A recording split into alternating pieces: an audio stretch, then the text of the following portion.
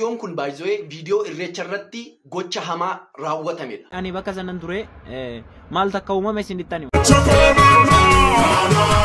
Cubbuun isaanii immoo qofaatti isaan hambisaa jira. Akka saantima callaa kiisii keessaan iyyuu.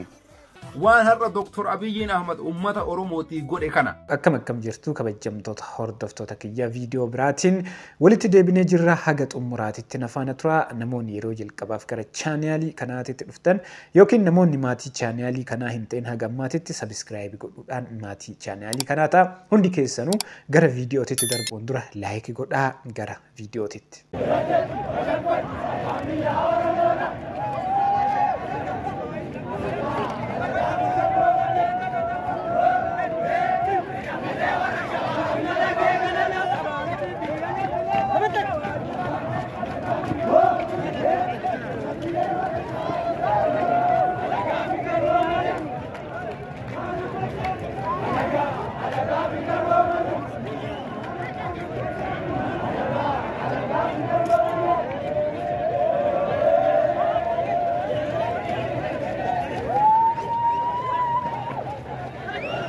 Gochaan kuni irreecha baranaa irratti ta'ee jira.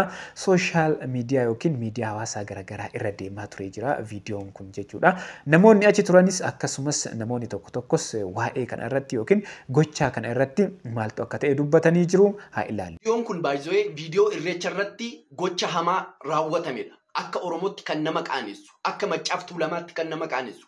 So video kan ummata Shawaa, ummata Maccaaf Tuulamaa, keessumaa ummata Tuulamaa, artistoota hayyoota Tuulamaa isin ilaallata. Video kan irra deddeebi'aati share gochuun ummata Shawaa biraan naaf ga'a, ummata kun saba bal'aa, ummata Oromoo biraan naaf ga'a video kana baay'isoo. Ilaala video kana, video isaan ummata kana irratti dalaganii walumaan ilaallu.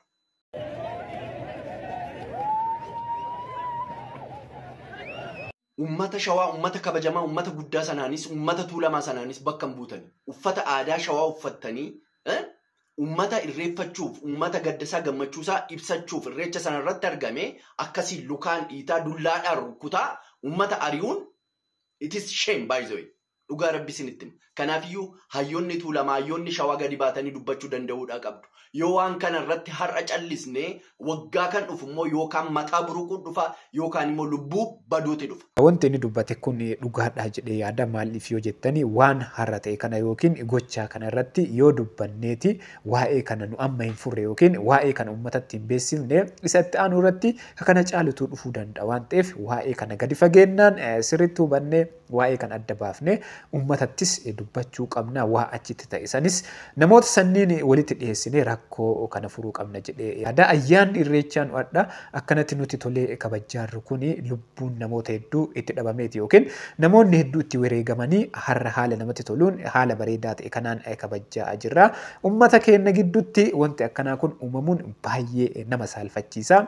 Aadaa keenya walitti agarsiisu, aadaa hin beekne wal barsiisuu qabna malee wanti akkanaa kun gidduu keenyatti ta'uun kun dhugamaanuu waan baay'ee nama jibbisiisu. Namoonni achi turanis yookiin namoonni waan kana arganis waa'ee kana irratti yookiin gochaa kana irratti yaada kennanii jiru. Ani bakka sanan ture maal takka uumame isinitti hima. Jalqaba irratti ijoolleen Shawaa bakkuma sana dhaabatanii sirbaa turan. Ijoollee walirraa duubarraa sirbaa dhufan. Duubarraa sirbaa dhufaniitu darbuudhaaf deemaa jiru. Bakkuma sana dhaabatanii cinuma sana dhaabatanii irratti sirban. Sirbi isaan sirbaa turan kashakashee lolaa maali sirboota nuti beeknurraa sirboota xiqqoo waxaa jedhanidha. Kaza jarri isaan kuni dhaabatanii akkatti sirban waan dhabaniif dhaabatanii turanii kaza xiqqoo akka qoosatti achi ari'an. Kaza jarri sunis immoo jalaa hidhansan jalaa baqatan. Wanta daqiiqaa 5 wanta sakandii 5 turreetii lola miti. Namni kufeeyyuu hin jiru, namni gufateeyyuu tokko hin jiru. Kanaaf otoo wanta maal takka uumame otoo hin beekin namoonni wanta hin taane jettanii viidiyoo hojjechaa turtan odoo dhiistanii gaariidhaanatti fakkaata. Anachi ture wanti uumame kana jedhee waa'ee san irratti dubbatee jira. Gochaa achitti uumame san irratti akkana jedhee yaada isaa kennee jira. Asirratti wanti nu beekuu qabnu akka qoosaatitti ilaaluu hin qabnu. Iddoon sun iddoo ayyaan irreechaa itti kabajamaa jiru. Iddoo sanitti aadaa keenya waan hin beekne sirbas yoo ta'e waan haaraa yoo argine walitti dhufnee wal gaafannee wal jijjiiruu qabna malee bifa qoosaatiin wal ari'uun sirrii miti. Wanti sun waan biraatitti jijjiirame waan guddaa ta'uu danda'a waan ta'eef wanti hojjetame sun guutumaan guututti sirrii miti waan sirrii hin hojjetamne.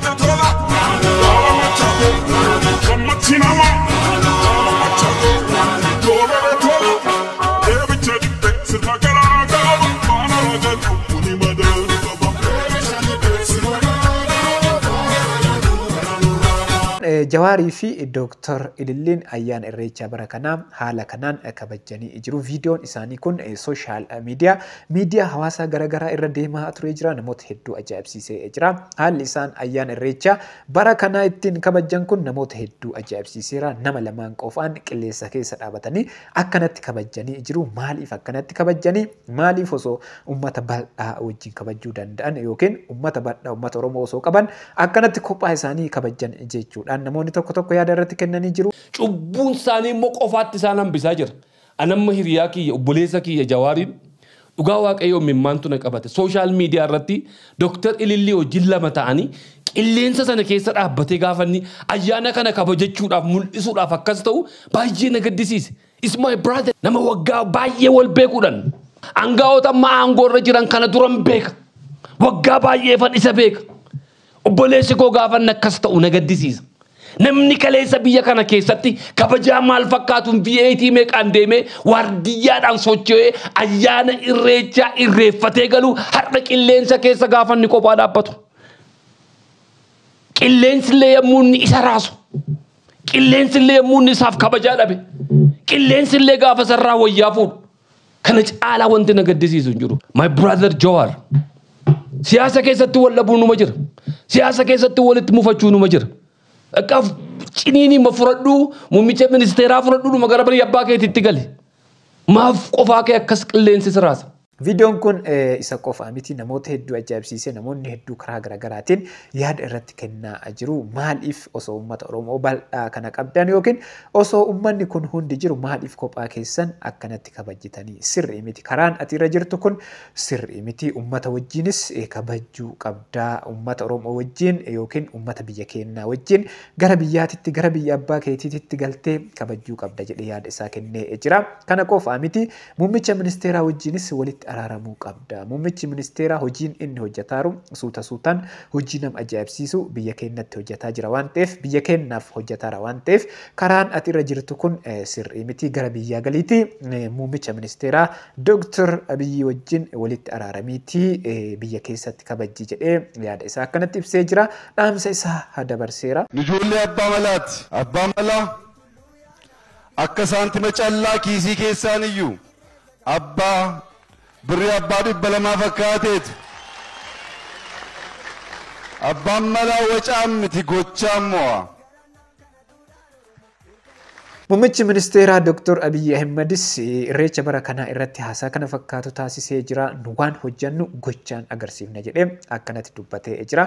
Inni biraa ammoo bakka Dr. Abiyyi Ahmed jiru kana abbaan fedhee osoo jiraate waan inni har'a uummata Oromootiif hojjete kanaa ol namni hojjetu hin jiru jechuudha. Namoonni tokkos yaada isaa kana yookiin waan inni hojjete kana deeggaranii jiru. Samii keessa ol isin baasee Dr. Abiyyi Ahmed mallattoo faajjii irreechaa marga irreechaa fati qabattu alaabaa Oromoo alaabaa federaalaa mallattoo Oromummaa fi maalummaa Oromoo samii kana gubbatti ol fuudhee dachii irraa akka namni marti ol laalee samii gubbarratti argutti isinitti argisiisee jechuudha. Oromummaan akka urjiitiitti akka mul'attutti jechuudha. Tagbaariidhaan isinitti argisiise. Dr. Abiyyi Ahmed galateeffadhaa Oromoon. Isuma dhugaa sireesii wanta akka jala sararee amanee sitti mu jiraate. Bakka Dr. Abiyyiin jiru kan abbaan fedhee hoo jiraate. Uummata Oromootiifis ta'ee ummata Itoophiyaatiifis waan inni har'a godhe kana olitti namni godhu jiru. Keessattuu ummata Oromootiif na amana. Warri amma booda dhufnee Oromiyaa bulchineettan. Warri amma booda dhufnee Itoophiyaa bulchineettan. Oromoos ta'e abbaa feete ta'e waan har'a Dr. Abiyyi Ahmed ummata Oromootiif godhe kana olitti abbaan maan feete godhuu hin dandeessu na amani. Viidiyoon guyyaa har'aa kana fakkaata. Yaada keessan yaada qabdan kamiyyuu koomentii jalatti naa barreessaa. Koomentii irratti naa barreessaa. Namoonni maatii chaanaalii kanaa hin ta'in yookiin chaanaalii kanaaf haaraa taatan sabiskiraayibii godhuudhaan maatii chaanaalii kanaa ta'a. Isiniif salphaadhaan baay'ee na fayyada. Laayik sheer godhaan ana wajjin viidiyoo itti aanuun walagarraa hangasitti yeroo gaarii.